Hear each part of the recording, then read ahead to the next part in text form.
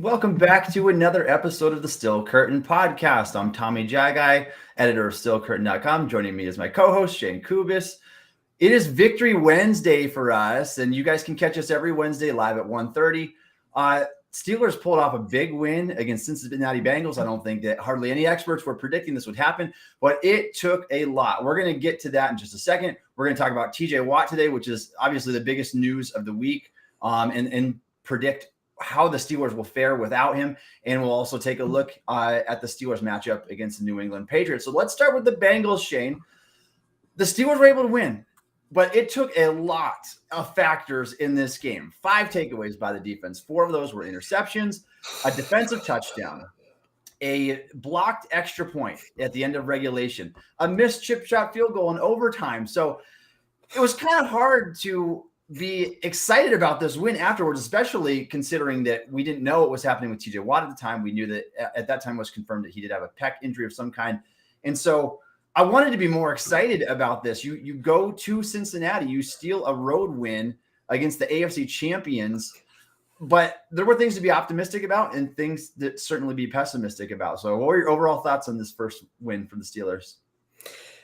It was just insane. And I was live tweeting through it, as I will probably be doing every year or every game this year, just because I think it'll be fun to do so. But I just got fed up with it by the end of the game, because it wasn't even that it wasn't exciting. Obviously, it was one of the most exciting games, if not the most exciting game of opening weekend. But it was just so unbelievable, everything that happened, especially as the game wore on and you got to the touchdown at the end and then the extra point by Minka that was blocked. Like, just so many things that just don't normally happen in games, right? Like, between blocked extra points and then missed field goals by a kicker who was, again, one of the best kickers in the NFL last year. Like, already hit a 50-yarder earlier in the game. Like, and it's just everything as it unfolded. I just thought more and more, I'm like, I just want this game to be over, because I can't take the pressure anymore. I can't take the stress. And this is what the Steelers do to us, though. Like, this is how they're going to probably need to win games. And if that's the case, then so be it. But at least I'm hoping that they're not quite as crazy as this one ended up being. No, they can never just seem to run away with it. I mean, come on, the defense was handing it to the offense on a silver platter. And so we'll talk about that here in a second. But man, it was frustrating, from beginning to end. And there was, like I said, a lot to get excited about, but also a lot of concerning factors here. So let's jump into the winners and losers. We won't spend too long on the games. We're gonna get to TJ Watt here in just a minute. Let's start with what was positive, and that was basically the entire defense, highlighted by Minka Fitzpatrick. And what he was able to do was phenomenal. This is 14 tackles, interception, pass deflection. He came in with a pass breakup in the end zone. He had the defensive touchdown. And this stretches way beyond the box score. Like, it doesn't, the box score stats, they really don't matter that much. But you just go back and watch the game. I went back and watched it a second time. And what he is able to do was amazing. And they don't win that game without him. Like, there's not a chance, because it took all of those things and then some for the Steelers to pull out the victory in the first place. So I think that Minka was one of the winners of this game for sure. He was obviously just named the AFC Defensive Player in the Week, and I think rightfully so. I think TJ Watt was phenomenal before his injury. Unfortunately, he had another sack that was called back, so that would have been 2 sacks in the game. He had the point blank interception at the line of scrimmage, but I feel like only a Watt can do for some reason. There's not many players that can pull off that play right there. That ball's coming right at you and you have no time to react to it. So he's incredible. And it's going to be disappointing having to watch this defense without him. And I think that Alex Highsmith had a great game as well. Steelers cornerbacks played really well. It's just, again, it's really, there's really nothing negative to point to in terms of defensively. Like, Arthur Millette was only out there a little bit, gave up his only catch on his only target. Can't really fault him too much there. I thought Devin Bush did a lot better than his PFF grade would indicate, which I think he only had a 49.2 PFF grade. I tweeted that out the other day. Fans were not happy about that. I don't come up with a PFF grade, so don't blame me for that. But I do think that he was. I was pleasantly optimistic, I will say, about what we've seen from Devin Bush in terms of his aggressiveness. Is there anybody else that you want to highlight on defense? Defensive, I mean, obviously Hayward was still great. I mean, he was just giving that rookie Volson for them just all the work that he could handle. It wasn't really fair for him. Still, Hayward was great. The whole defense, you mentioned Highsmith with a career high in 3 sacks. Minka had maybe his best game as a Steeler, I think, pretty honestly easily, especially factor in everything he did between tackles, pass breakups, the interception for a touchdown, obviously. He played the type of game that, like, when teams say, oh, safety is not the most valuable position, or when people say that, they're not generally until you have a Minka Fitzpatrick, right? Like, that's where the money is well spent because of how much he can do for the entire rest of the defense. That's this kind of game is why you pay him the money they did, and why you could have paid him more and it still would have been a value realistically. And him especially, I mean, he got Defensive Player of the Week for a reason, even with so many good defensive performances, even on his own team. I mean, Cam Sutton was fantastic, even on the outside. Like, that's something that I didn't expect to see in a game like this. So if that can continue, that's going to be huge, especially since Levi Wallace didn't really play as much as I expected him to and kind of left early with an injury. But the whole defense, just from the turnovers perspective, pressure, sacks, this is the type of performance that they're going to need against the bigger AFC teams and some of the better teams they play if they want to have a chance to win those games. Yeah, and look, it's week 1. Like, I don't want to overreact. We know what happened in week 1 last year. The Steelers stuck it to the Buffalo Bills, who ended up being a great team, and Pittsburgh was not so much, statistically anyways, and they did squeak into the playoffs. I don't want to overreact to things, but I was really surprised by the play that the trio of cornerbacks had in this game, and that is Ahkello Witherspoon, Cam Sutton, Levi Wallace, the Steelers' top 3 guys. I think they did an excellent job just containing Jamar Chase. I mean, Chase still had a big game, but we can live with what he was able to do considering the struggles in the passing game that the Bengals had. And then obviously T. Higgins left a little bit early. Tyler Boyd made some plays, but I feel like they were really able to contain overall. Steelers corners, Cam Sutton got an interception. Ahkello Witherspoon got one as well. And so I think that they just did that was an encouraging sign, because I know that both of us highlighted that as a potential position of weakness this year. And it still could be, but I was surprised by what we saw by them in week 1. As far as winners go, is there anybody offensively that deserves to be in that category this week? I would say just because of how he was used and how much he was used, you can say Chase Claypool, because they made him so active in the run game. He was our leading rusher with 6 carries, 36 yards.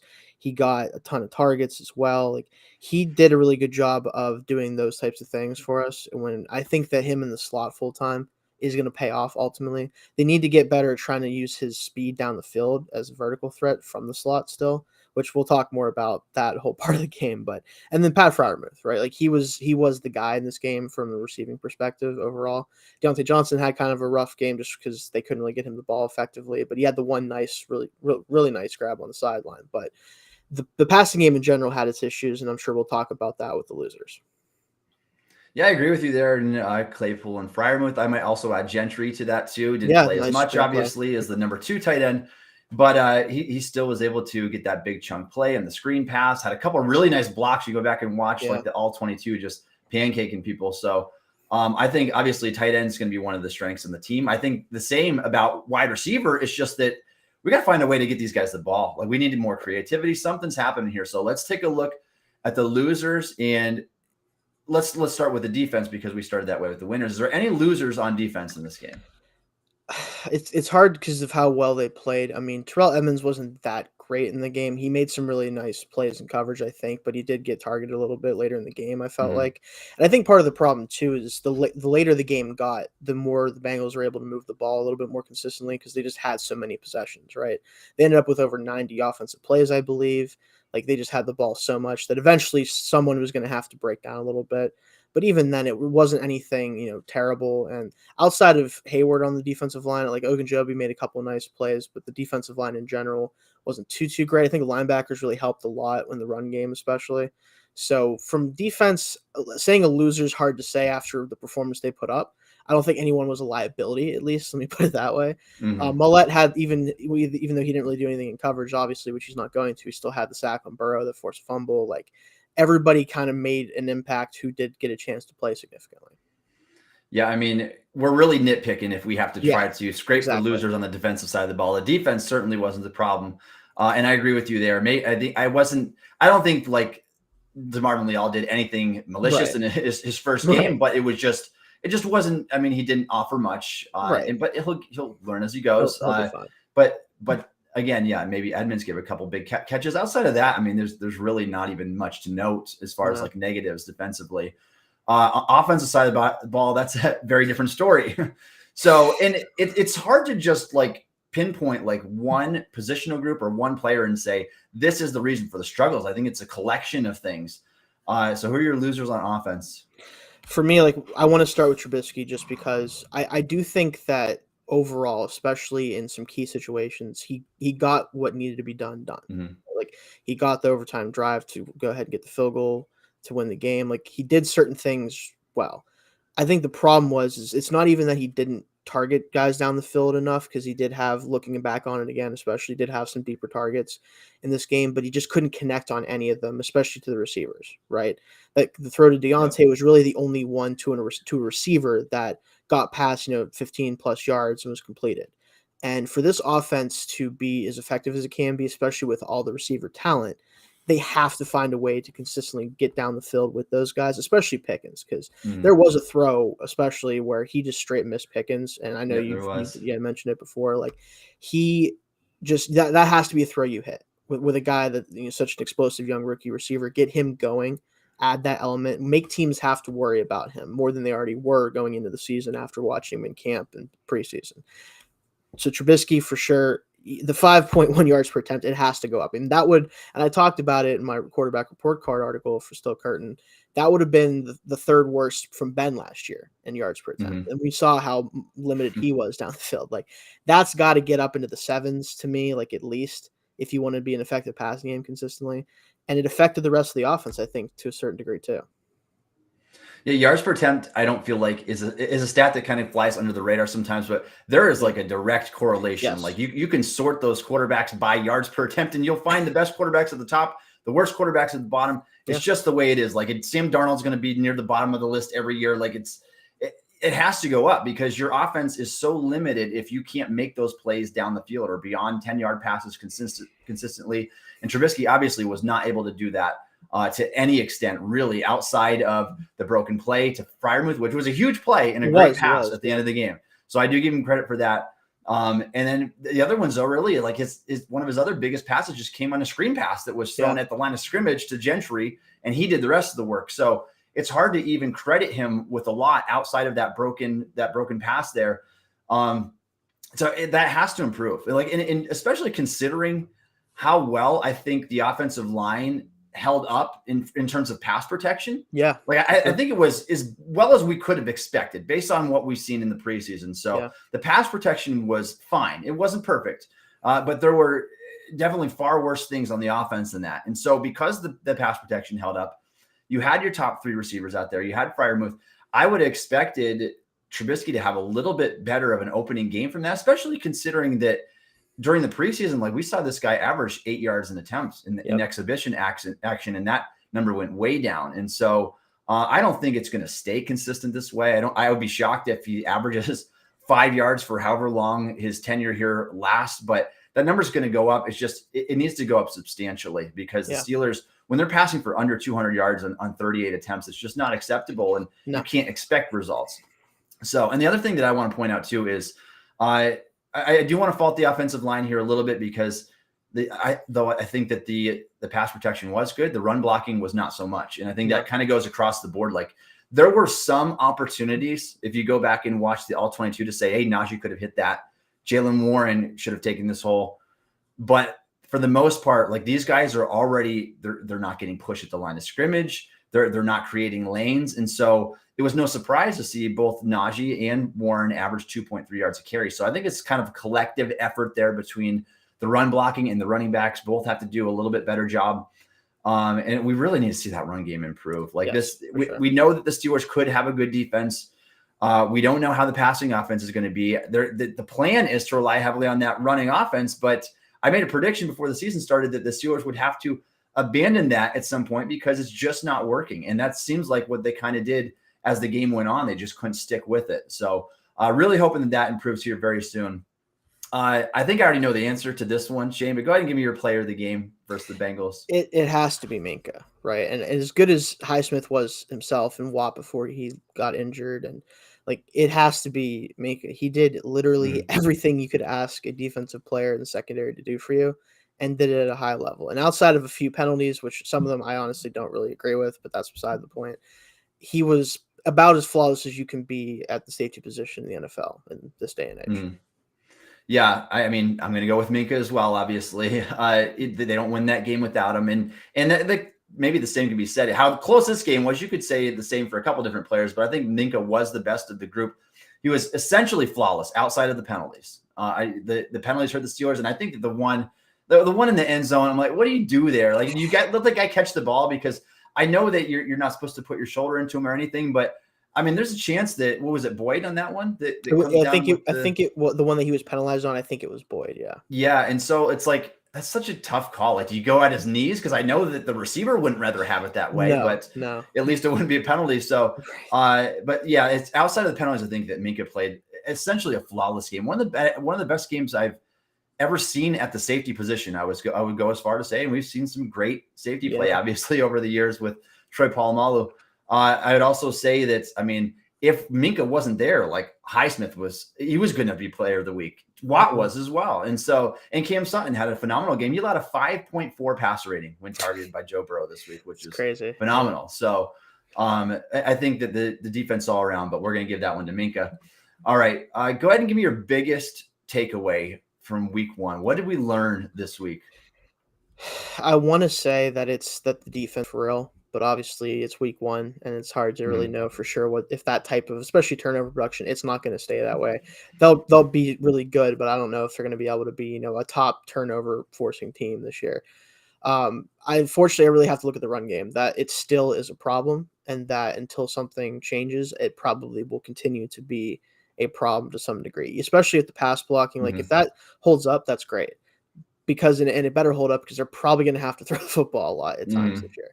And I just hope that they can stay in games that are low scoring enough where they don't have to completely abandon the run game at times, so they can still work on that part of the game. But all these guys still, to some degree, need a lot of work in that part of the game. Yeah, that was going to be my takeaway as well. Like, what we wanted to see, could the run game be improved? And so far, it is not. If anything, it's gone the other way. That's a one-game sample size, so we can't get too worked up about it. So let me give you a different one then, and I will say the other takeaway that was in the back of my mind this game was the passing game. And I expected a little bit more from Trubisky, and especially in terms of throwing to the sticks and throwing past the sticks. Yeah. And I thought he was horrible at that in this game, outside of, again, that broken play to Freiermuth, which was a great pass. But he needs to do that more consistently. You can't check the ball down on third down and be a good quarterback and expect to put up points in this league. And so just the total offensive output was incredibly discouraging. Like it took an extra quarter of play to get 16 offensive points. The other 7 came from Minka on the pick 6. So 13 in regulation, 16 in overtime, total points that the Steelers scored. And that's just not going to be enough. I mean, we saw this team score 20 points a game last year, and it took a lot of things going their way and winning a lot of close games in order to have that winning record last season. So that needs to take a big step up. All right, let's change directions here, and we're going to talk about TJ Watt.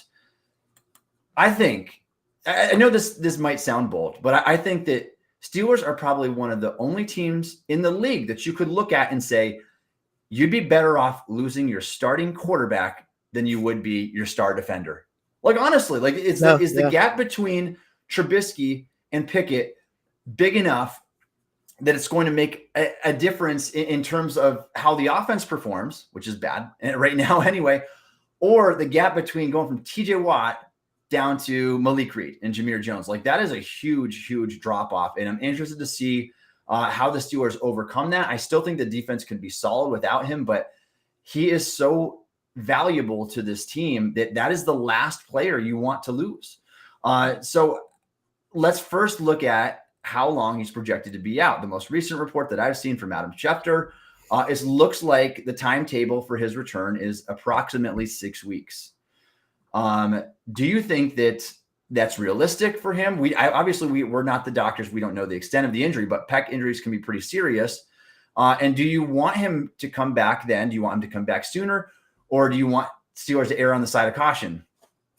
So for me, like 6 weeks for that time frame, if that's what's expected for his injury, I wouldn't be surprised if he was back sooner than that. Because something about being a Watt brother just makes you a freak. I don't know what exactly is going on with their There's genes something or whatever about it it, is. yes. Yeah, something about it though makes them just freakish people. You look at JJ Watt; he's always has injury issues in the past, but like it just seems like those guys are just made of steel sometimes, right? Like, and when it comes to Watt, I wouldn't be surprised if he tries to come back sooner. I would rather them wait at least the full length of expected recovery for him. And honestly, if we're in a good spot at around the time he could come back and we're close to the bye week, I wouldn't hate letting him wait until after the bye to come back if we don't necessarily need him to stay competitive. I do expect that to not necessarily be the case, or at least not so much so that they can't bring him back sooner. But if it is 6 weeks, I think that's totally fair. If it's earlier than that, though, I wouldn't be that surprised. Yeah, I completely agree with you there. I think the dream scenario here is that Steelers are doing so well without Watt that you can be that cautious and get that extra week off, wait until after the bye, and then have more than enough time to come back and so that he doesn't re-aggravate that injury at all. Obviously, that's going to be incredibly difficult to do, especially if the offense doesn't take a big step forward here. And the Steelers have a really tough stretch of games coming up too. That's going to factor into that. So we can go ahead and get that one right out of the way right now. So let's look at the next 3 games. I think that it's possible the Steelers can go 3-0 even without Watt in these next 3 games if the offense just gets even a little bit better. And we can't expect that type of turnover output from the defense on a week-to-week basis. But these are winnable games. They have the Patriots this week at home. Steelers home opener. Mac Jones has back spasms. We'll talk about that in a little bit. So, and the Patriots offense wasn't spectacular in week 1 either. So you got the Patriots at home, and then you go ahead and have the Browns on the road, and then you get the Jets at home. And so you're looking at, it's like, and Trubisky's not great in his own right when you compared to other NFL starters, but you have an injured Mac Jones, you have Jacoby Brissett, and you've got Joe Flacco. And so we'll see what the Jets quarterback situation is there, but it's just Jets aren't great as a team. I think those are 3 very winnable games, and the Steelers could potentially start the season out 4-0. Do you think that that's a possibility, or how do you see those games playing out? I do think it's a possibility. I think that the way the Browns played against the Panthers tells you that if their defense isn't really teeing off on the opposing quarterback, which obviously with our offensive line, even though the pass protection wasn't bad, week 1, we can't expect it to be great every week, that they're going to struggle to score points. I mean, the Browns had so many opportunities with the ball and they did very little with them. And honestly, shouldn't have even won that game because they had a penalty that wasn't called at the end of it. So the fact that they had to do everything in their power just to beat a Panthers team that's quarterbacked by obviously Mayfield, who is a good starter when he's healthy, but around him, especially on the offensive line, is kind of iffy. That tells me that they're very, very beatable right now, obviously. The Patriots this week, we are underdogs, which I'm a little bit surprised by, but that's beside the point. I don't think that their offense is just capable of doing much of anything right now. And with the way the defense played, even without Watt, unless somebody just gets super hot on the receiving core, I don't think they're going to be a huge threat on offense. And our offense can at least put up enough points to beat them.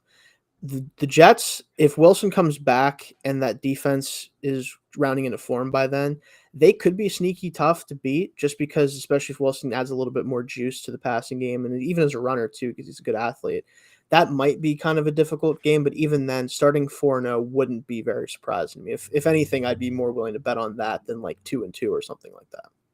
Yeah, and they might need that, like to keep their head above water, because it gets really tough after that. You got games against the Bills, the Buccaneers, the Dolphins, and the Eagles. In 3 of those games are on the road. And so that is going to be an incredibly tough stretch against some really talented teams. And who knows what they'll come away with. I mean, I would hope that if they can come away 2-2 after that, that would be fantastic. Yes. But I just don't know how realistic that is. And so it'll be interesting to see how this team performs without TJ Watt. So let's go ahead and look at his backup situation right now with Malik Reed. I'm sure Jameer Jones is going to get in there as well. They signed Ryan Anderson, former Washington edge rusher, to the practice squad. But how do you think this? What's going to be different about this defense? Like, what's obviously other than having Watt's dominance there? Like, are they going to be able to make up for a TJ Watt-less defense on this team? I think for me, the biggest thing that they're going to miss, obviously, is just the attention that Watt brings, right? Because teams occasionally will leave him unblocked, but it's usually because they're going away from him. So they're just trying to basically say, we're not even going to bother. If he can chase this play down, good for him. If not, then it's not a big deal. But outside of those plays, I mean, he demands so much attention, right? Him and Hayward, especially, they demand a lot of the resources up front.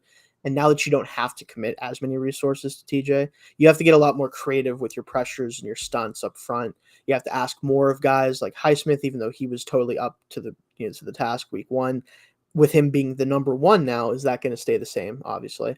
And then I think it also puts a lot of pressure on Cam Hayward as a pass rusher specifically.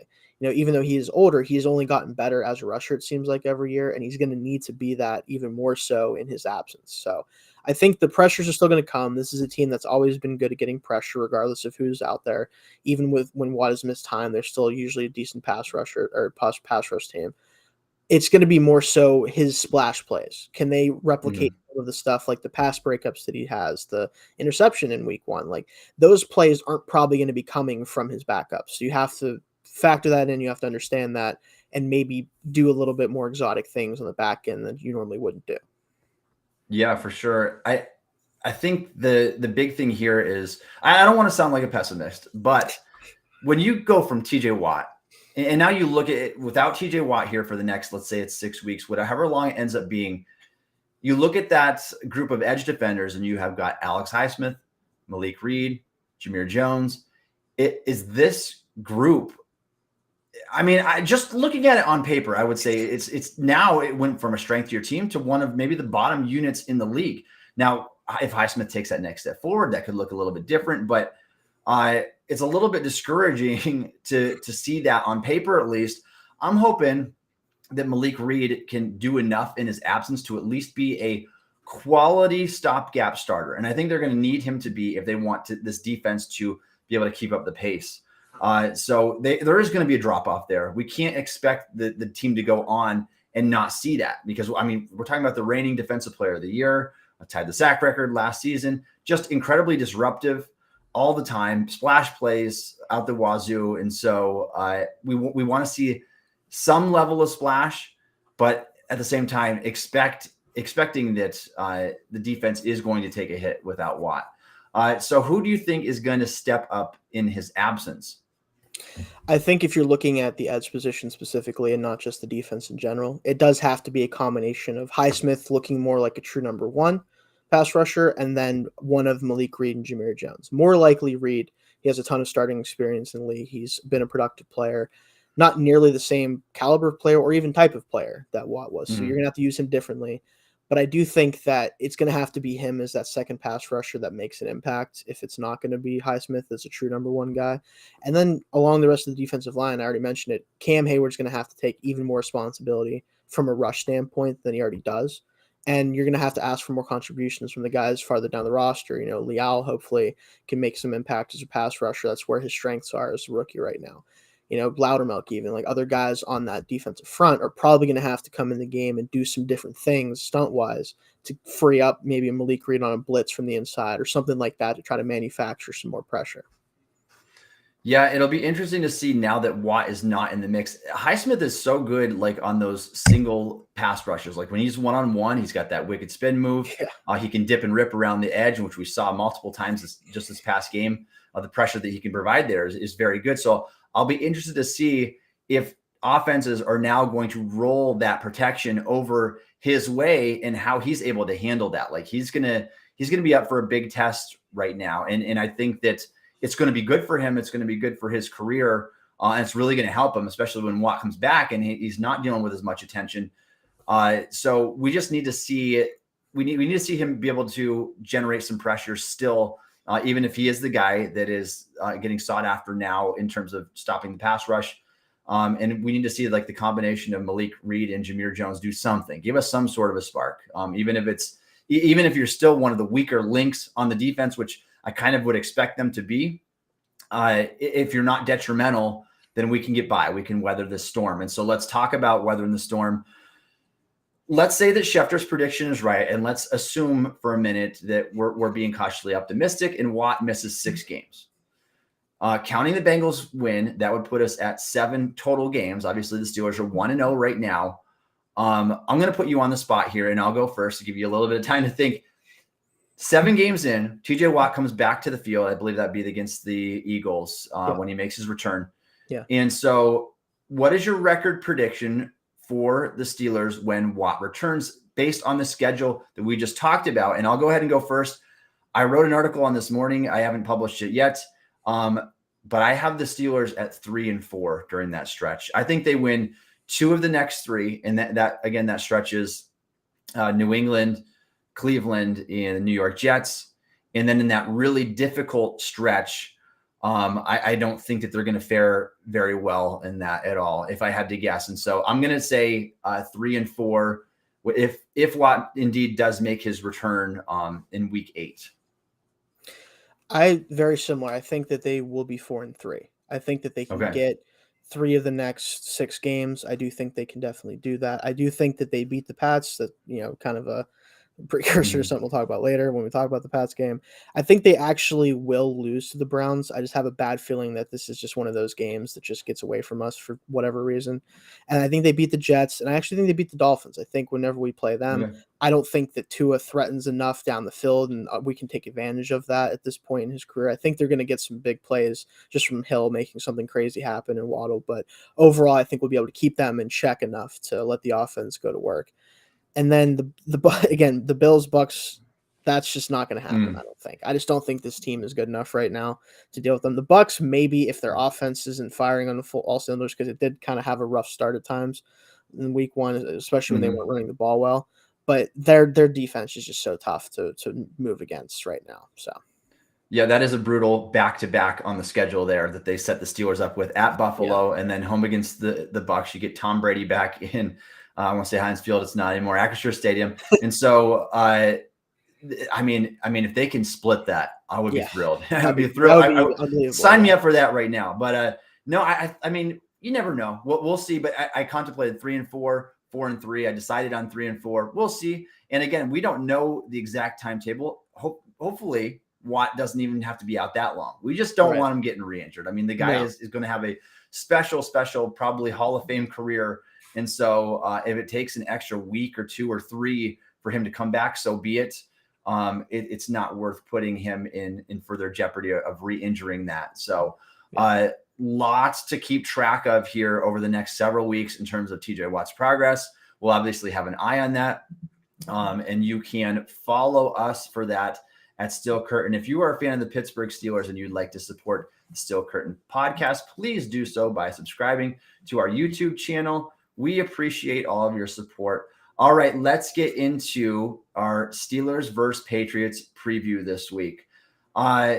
Interesting note, the Steelers opened as 1.5-point underdogs, despite being at home this week, coming off a win against Cincinnati Bengals and playing an opponent that was able to muster up 7 points with a quarterback who got injured last week. So odds makers still don't believe in the Steelers.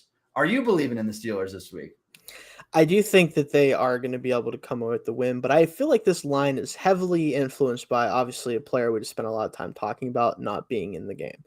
I understand that. I totally get it. He's one of the few defensive players that could truly move a line betting wise. Like, I think that that's totally fair to expect there to be some sort of drop off from the defense next week, but it's still, even if there's a drop off, this is a Patriots offense that is being coordinated by Matt Patricia. For the most part, it seems like he kind of is the top guy there, even though there was questions about that all offseason, and they looked bad. And with Mac Jones dealing with some injury issues with his back, spasms, stuff like that, if he's not 100%, he didn't look good anyway, despite being healthy for at least most of that game. So I just feel like the Patriots are in a really tough spot right now offensively, and their defense, while still a good unit, they're not as difficult to attack as they have been in the past couple of years. Yeah, I'm not optimistic about the Steelers' offense right now, but Miami's offense was just as bad. And so I'm a little bit surprised to see the line where it is right now and to see the Steelers, because typically as well, when you're home, they give you 3 points. And so Right, theoretically, yeah. if this game was in New England, then they would have the Patriots favored by like 4.5 points. So I don't know about that. Here, let me fire off some of these stats for you here. Sure. The Patriots last week, they had 17 first downs. They were 4 of 9 on third down. They had 271 total yards, averaged 5 yards per play. And that was, they turned the ball over 3 times. And that was with only having 15 penalty yards. Like this offense was comparably bad to the Steelers across the board last week. So not only that, but I mean, 7 points. I don't know. Help me make sense of that. And I'm having a hard time with that. I really am. For me, again, I feel like they're just, and rightfully so, I understand if this is what's kind of happening, is if they are so convinced that TJ Watt is such a impact in terms of the rest of the defense as well, and that they're willing to give the Patriots the edge coming off a really tough week, and Bill Belichick understandably probably being very upset right now with his offense and his team. Maybe they just assume that they're due for a bounce back, that the offense can't be that bad 2 weeks in a row. Whatever it is, it still to me is a lot. I think that if they were only underdogs by 1.5 on their end, I would be more understanding of that. That would make more sense. Having us as underdogs at home, even with Watt out, and I'm sorry, there's no way the offense, especially the way that they played this past game, like they have to figure something out that's a little bit better than that. I'm not expecting Trubisky to go out there and have another game that's as bad as that, considering how bad it was ultimately. It feels like they're just trying to overcorrect for the Patriots being so bad week 1. Yeah, I agree with you. I think that's probably what it is. So let's go and take a look at the players to watch in this week. Week 1 against Cincinnati, like there is no shortage of Bengals players that you can highlight, right? Like Joe Burrow, T. Higgins, Jamar Chase, obviously, Trey Hendrickson going against Dan Moore. I mean, they're loaded with talent and even star power. Who's the stars on the Patriots? Like, who are we afraid of on this team? And I don't want to go into this game acting like we're going to run away with it, because I don't see that happen. Steelers aren't going to run away with games the way that their offense is. But the Patriots are really lacking star power. Like they've missed a lot in recent drafts, and it's affected their roster right now. I do think they have a deep roster. I think that their depth is good. But in terms of star power, like what players do we need to focus on this week? What players should Mike Tomlin be trying to take out of the game, essentially? I think one guy you can look at, and I think he's been an ascending player for the past year or so and continued into this year so far. I think Kyle Duggar, their safety linebacker hybrid, he's a very, very good player. He's a very physical player. He has that linebacker mentality while still being a good athlete and good cover player. I think he's a guy that you just need to watch where he's at, right? Because he's going to come down and try to end things in the run game. He's going to try to affect the pass as well. Like you have to just keep an eye on him. So not so much his game plan around him necessarily, but just make sure you don't miss where he's at, especially if you're Trubisky, because he has the speed and athleticism to jump a ball if you don't, key in on him early in the game. And the thing on offense, like they have a collection of receivers, some of which I think are decent. Like I really like Kendrick Bourne as a player, but he's not a true number 1, so he's not a huge factor. Their running back, Ramondre Stevenson, I could see being a bit of an issue for the Steelers just because of how physical he is. And Bush and Jack and the rest of the guys, they have to be ready for that, because Mixon is obviously a bigger back and he's a physical guy, and he did get a couple nice runs on them, but for the most part, they kept him in check. Stevenson, though, like he is a load. He really is. Like if you don't tackle him well, if you don't go low on him, he'll run you right over. So they need to be careful of that, because I'm assuming they're going to lean on that a lot, especially after looking at how the corners played for the Steelers. I don't think Belichick wants to mess around too much trying to throw the ball down the field. Yeah, and I think this week it's going to be much more about executing the game plan than it is about trying to take a particular player out of the game or watch a few concerning positions. Like last week, we highlighted like Dan Moore against Trey Hendrickson. That one, and at the end, it actually went pretty well for the Steelers there. Yeah. Obviously, Jamar Chase still had a big game, but we knew he was going to be a factor. And so when the Steelers are game planning for this, like, is there anything in particular or anybody in particular that they should be trying to game plan against, or is it more just about like executing the plan in general? I think you really have to just execute your game plan, because the Patriots do the same thing, right? Like they're all about, they have all these players that for the most part, they very rarely have a true like dominant player on defense per se. They've had guys in the past, obviously, but especially the past like 5 or 6 years, it's been a few here and there. Like J.C. Jackson was really productive for them. You had Dante Hightower there for a long time. They have Judon now from the Ravens, who's been a good player for them. But for the most part, none of these guys are like unstoppable forces that you just have to commit a ton of resources to. It's more about not letting Belichick and his defense leverage you in a direction you don't want to go. That they try to take away your strengths and make you win on your weaknesses. But right now, we really have the strength for them to specifically take away? I mean, you could say a receiver, but I don't think their corners are necessarily good enough to just lock down the receivers if they're getting open and Trubisky can hit them.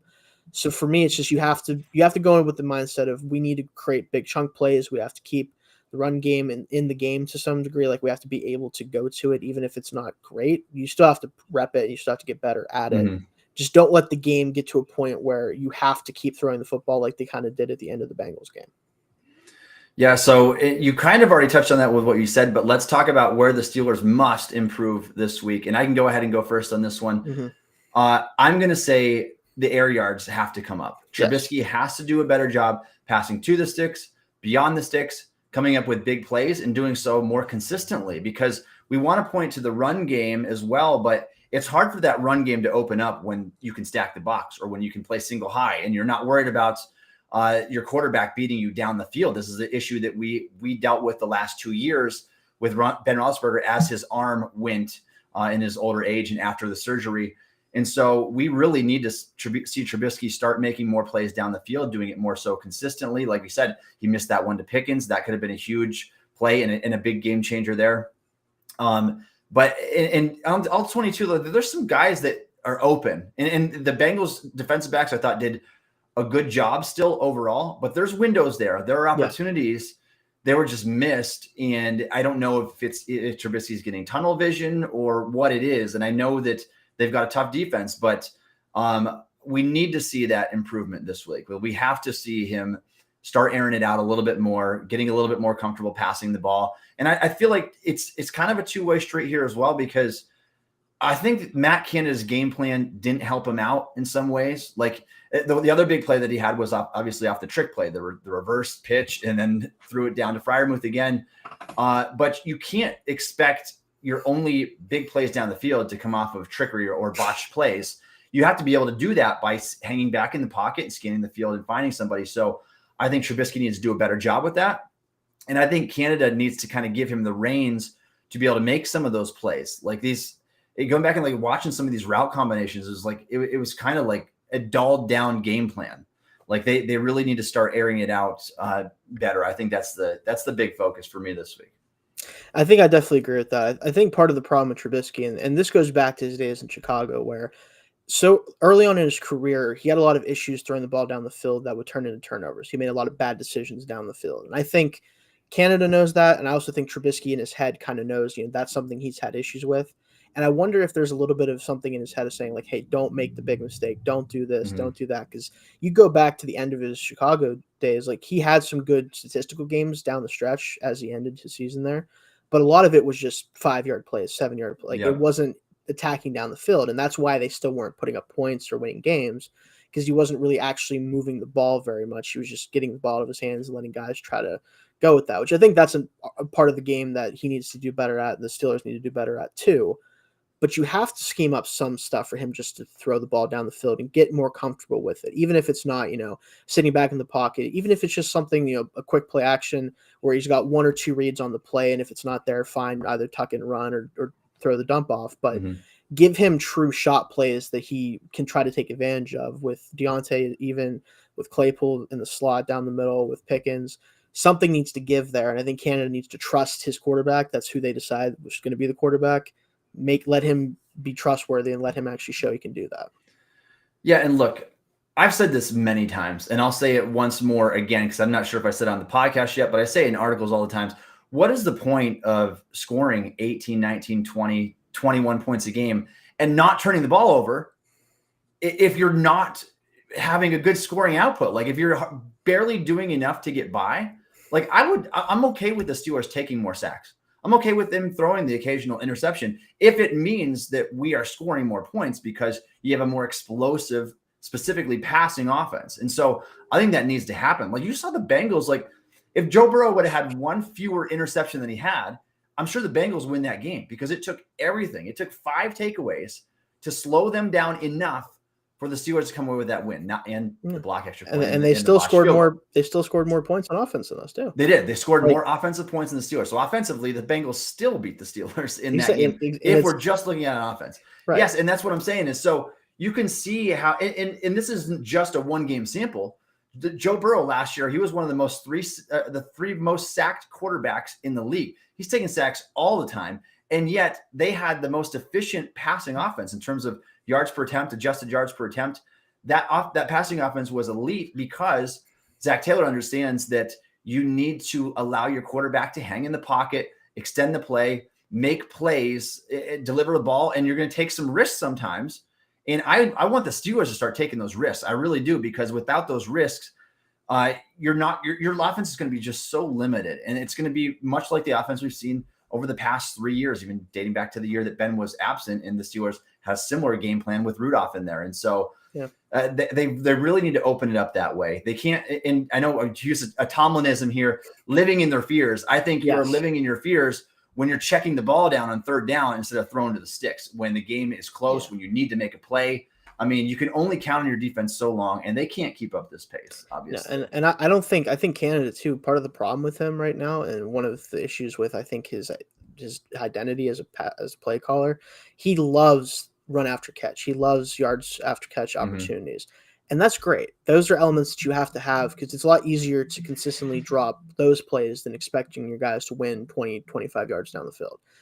But you can't just do that. Like, you can't just expect, as good as receivers are, you can't expect them to manufacture over half of the yards total in the game. That's kind of what it felt like he was trying to do. And it's just not going to work that way. Like, you have to be able to at least incorporate some other things in there. So until he does, we might see a lot of the same. Yeah, and you mentioned receivers. The production to the receivers was particularly horrific. Like, it was, I think they had something to the tune of like 76 receiving yards combined on 22 targets. I just cut it up. I put it on Twitter the other day, 76 receiving yards and 22 targets. It was abysmal. Like, it was, I believe it was 3.2 yards per target to a wide receiver. Like, that's a number that should be double or triple that. And when you've got a receiving core like Deontay Johnson, Chase Claypool, George Pickens, you expect better. And so it's hard to put that on the receiver when the opportunities really just weren't there. I mean, the catchable targets were really caught. And that's just all there is to it. So Mitch has got to step up. Canada's got to give him the reins. They've got to start getting more firepower in this offense, even if that comes at the expense of throwing the occasional interception or taking the occasional sack, because it's just not worth not turning the ball over if it requires your defense to get 5 takeaways to narrowly win the game and have things go your way. So that's got to improve. All right. One more thing before we sign off today. Shane and I are going to make our predictions for the Steelers versus Patriots. Shane, go ahead and give me your score this week. I'm going to say 24-20 Steelers. I think that the offense plays a little bit better. I think they figure things out a little bit more. And I think the defense still holds pretty strong against Patriots despite missing TJ. I don't think the Patriots are due for a 28, 30-point kind of game right now. I just don't think that's the case. Giving them 20 points, honestly, might even be a little bit, depending on how healthy Mac Jones is. But I think that at the very least, they'll manufacture some more points than they did in week 1, and Steelers just edge them out a little bit. Yeah, and I'm going to go even lower that, because I'm not convinced that these two teams that we saw in week 1 are capable of combining for 44 points. So, but it's possible. I mean, again, it's week 1. I have the Steelers winning 21-17. So if you're a betting person, Shane and I both think that you should take the Steelers at the money line. We think that they will come away with the win, even though they are the underdog somehow this week at home against the Patriots team with the Mac Jones, who has back spasms, and they scored seven points last week. A lot of factors, obviously. Right. And the Patriots could very well win this game. But Shane and I both think that the Patriots are going to win. Shane has got the point total like just above where it's set, and I have it below where it's set. And so if it was me, and I'm going to write this on my betting preview, I would bet the under on the point total. I just don't know what these two offenses are capable of just yet, especially with an ailing Mac Jones. So that's it for us today. Thank you for joining us on the show. You can follow us on Twitter. You can follow Shayne at Shayne Kubas. You can follow me at Tommy Jaggi. You can download the Steel Curtain podcast wherever you get your podcasts. Also, check us out on YouTube and please subscribe. Thanks for listening to the Steel Curtain podcast.